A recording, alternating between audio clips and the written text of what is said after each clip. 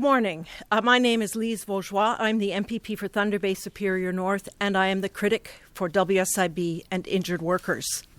A few months ago, when the WSIB gave away billions of dollars to employers, WSIB President Jeffrey Lang stated that we are in the strongest financial position of our history, and yet those working for the WSIB and those who are supposed to be receiving WSIB compensation are told that they should expect less and less.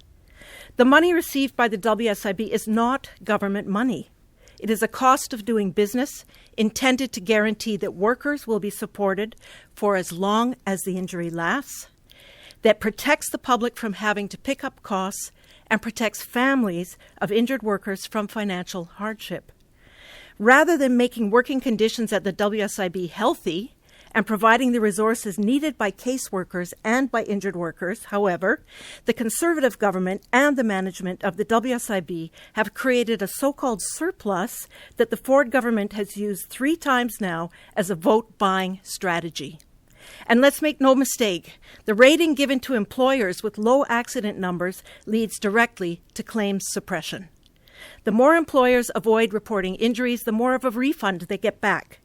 This is a fundamental conflict of interest that continues to undermine the safety and livelihoods of working people.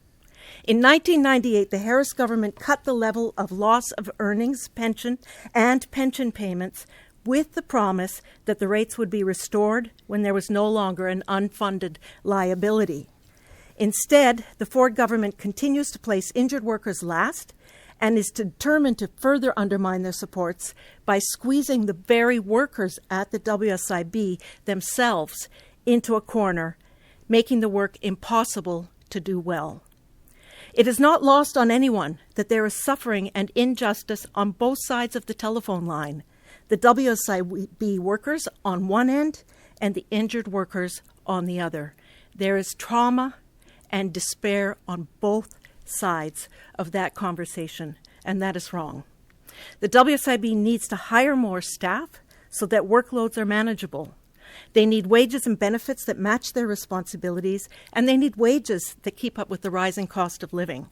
The government loves to claim that it supports workers, but WSIB workers and WSIB clients are being squeezed out of resources they need, frankly, because the Conservative government wants a bonanza of money to go to their biggest supporters without having to put it on the province's books. Should be very aware that that's actually what's going on here. Situation upends the Conservative claim that they are working for workers. They aren't. If they were, we would not be in this position. We know, and we've heard this morning already, what needs to happen. The Minister of Labour, the Treasury Board, they need to step up and demand that the management at WSIB does their job, uses the money that they have to make sure that the service is as best as possible, that workers are paid and supported well, and the people who are in crisis, who have experienced those terrible accidents or poisonings at work, that the support is there for them as well. Thank you.